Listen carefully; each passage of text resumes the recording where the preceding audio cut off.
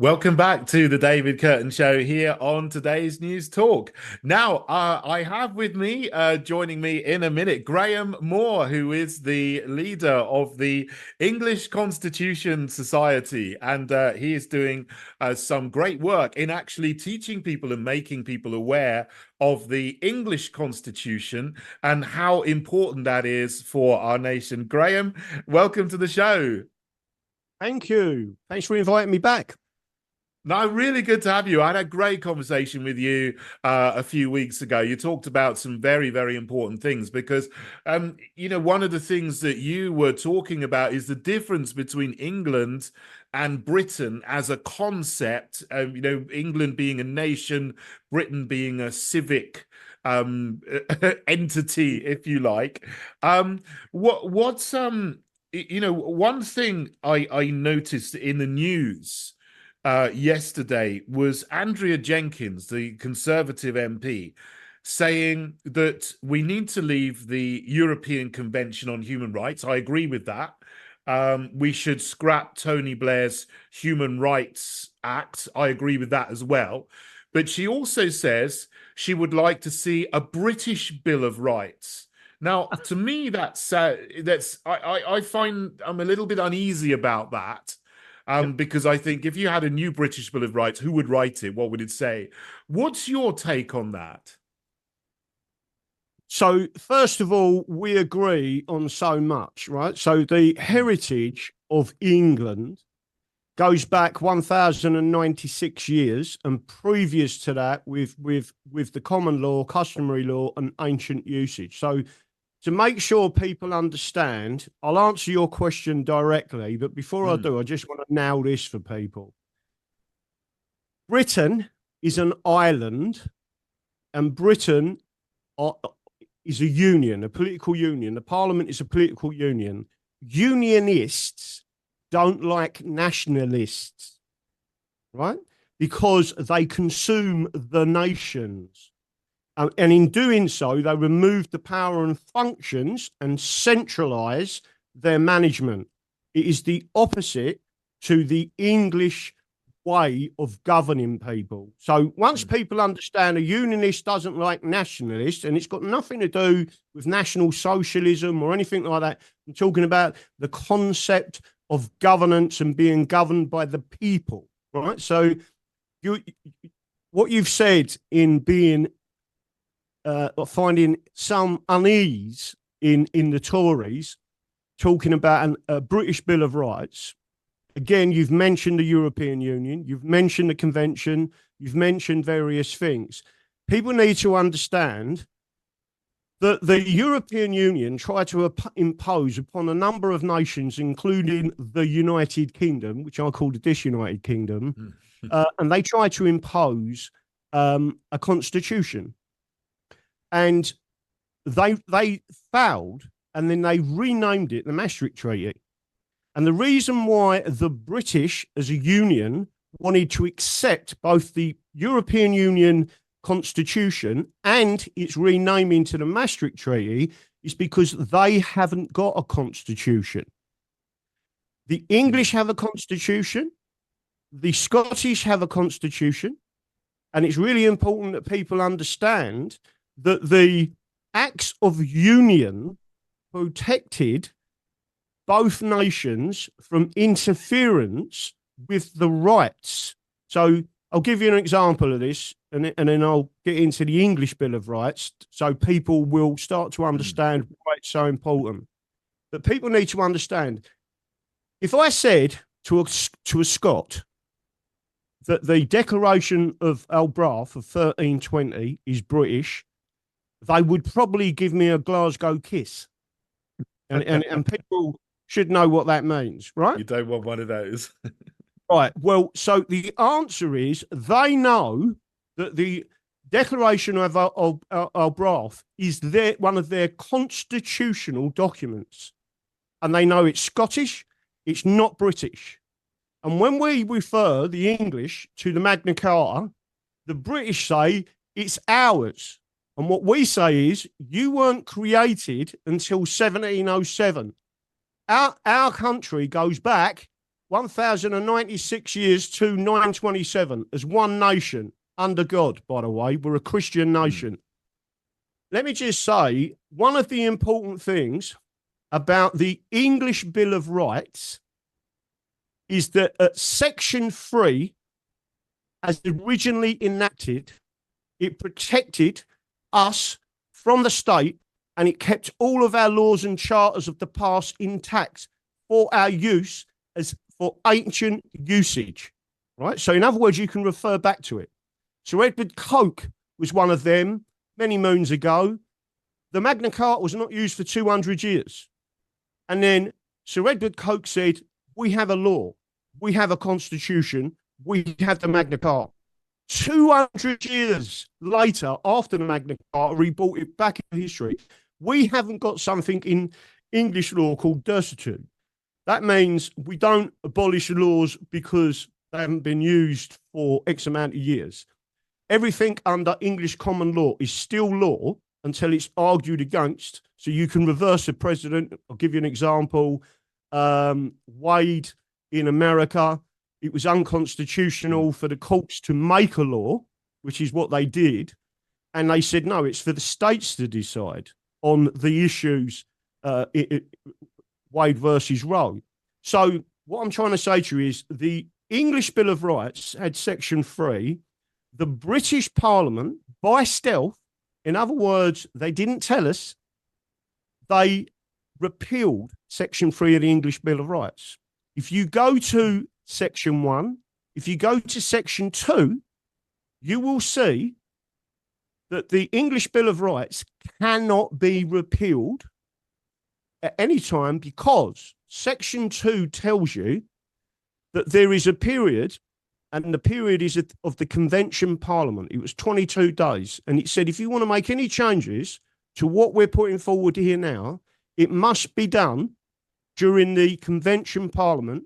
Once the Convention Parliament is prorogued and it goes into an ordinary Parliament, so an ordinary Parliament means normal elections, etc., not a Convention Parliament, these rights cannot be ever changed. In other words, they're set in stone, and they are set in stone.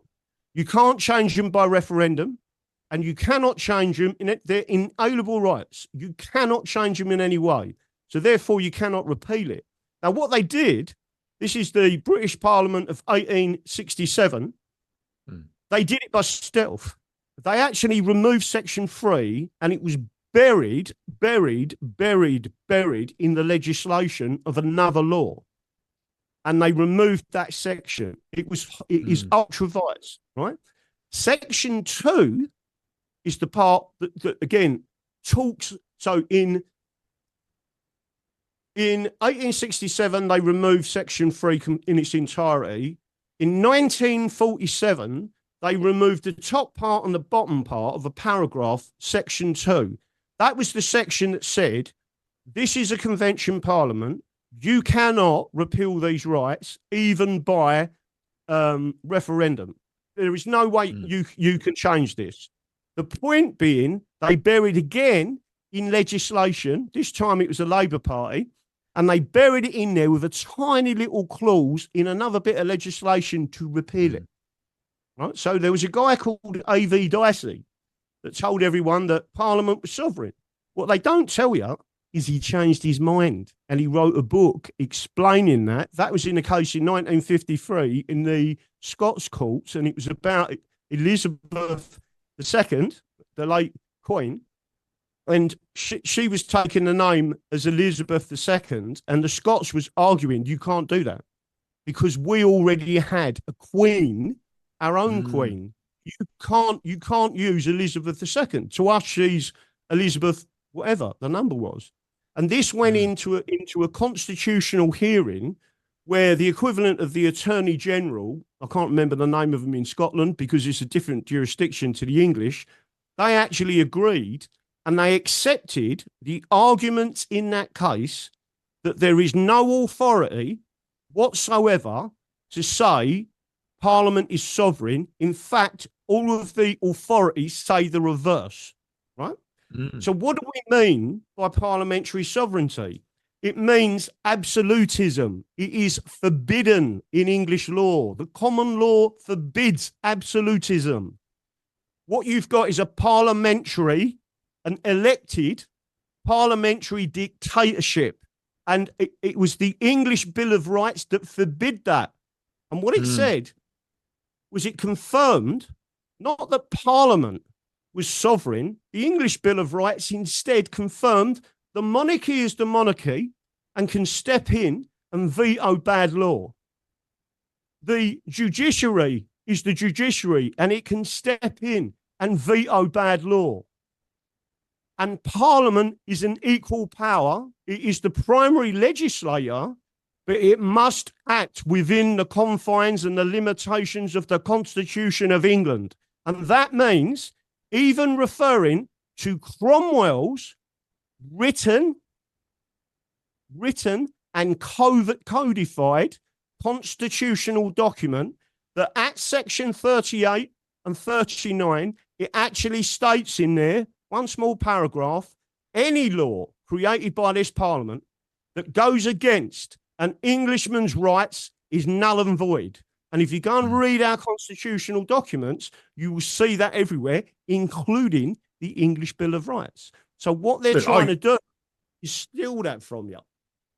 I really like what you're saying. If things works like that in practice, that would be wonderful. But we've seen so many times that Parliament has made laws which are tyrannical, particularly in the lockdown period, and kicking care home workers out of their jobs because they didn't take an injection.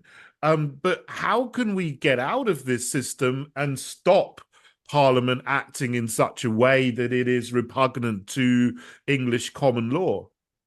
Right. You've used a key English term in law called repugnancy. Repugnancy means when there is a rebellion from the people. The key element to this is something else that people don't understand, which is the separation of powers, right? So what Parliament declaring itself as sovereign is in effect treason. That's the first crime. The second, from the Halsbury's Laws of England and still on the books, is contempt of statute and contempt of sovereign. The problem we've got is not that we haven't got the law and the Constitution. We have. It's that we are not enforcing it because there is infiltration in every level of the power of separation. So the separation of powers has been infiltrated.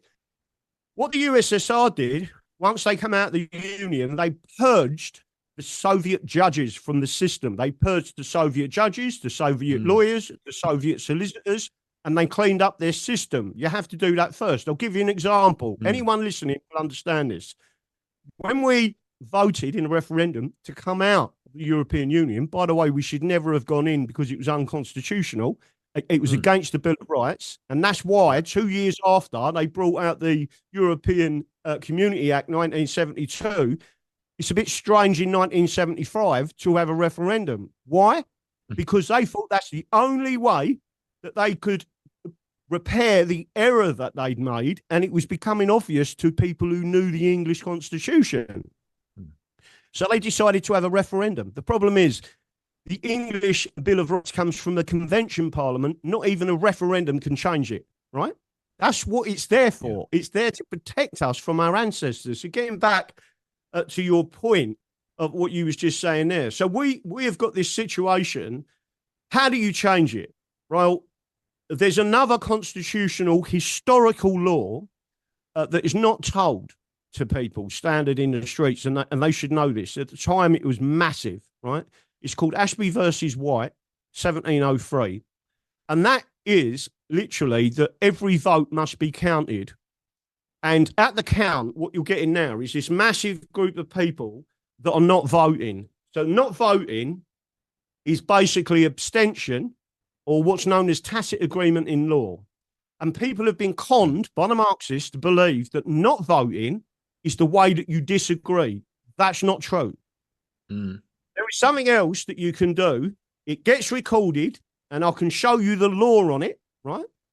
And you must write on your ballot, I do not consent. Nothing else. Because it don't matter what you don't consent to, you're not consenting to the system. Now, we are governed by consent.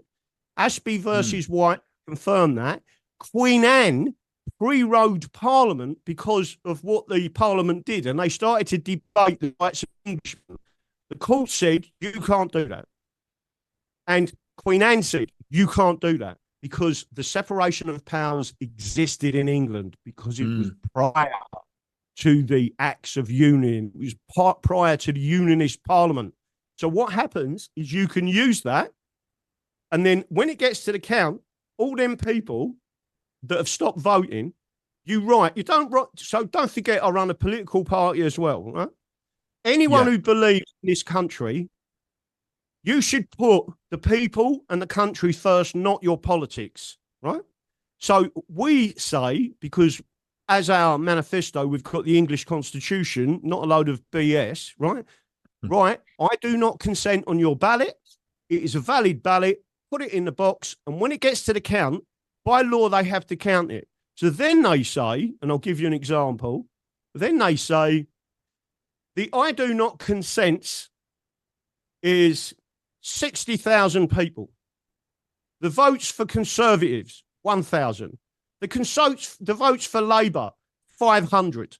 The votes for X is this, and this is the turnout, and there's the I do not consent. It's recorded. What the people are telling the courts, the monarchy and Parliament is, we do not consent to be governed by you in this system. You either return to the separation of powers and our Constitution, or we, the people, are telling you. So in other words, what I'm saying to you is Parliament can't reconvene because it isn't by consent. Yeah, but that is a good idea, Graham. I've not heard that before, because I know a lot of people say, I'm not going to vote because voting doesn't change anything. I completely disagree with that, because it does, and we've got councillors. I know you're standing as well. And where we got councillors at town and parish level, they are making a difference. So I certainly would encourage people to go out and vote. But if there's no one on your ballot paper worth voting for, if they're all the uni-party, that is a really good idea. Put I do not consent on the ballot paper. Anyway, Graham, we've run out of time today, but it's been really great to have you on the show. And I didn't even get to ask you about the regionalisation of England. That's another huge topic. Love to have you back on and talk about that. But anyway, we're just at the end of the show. This is today's News Talk, TNT.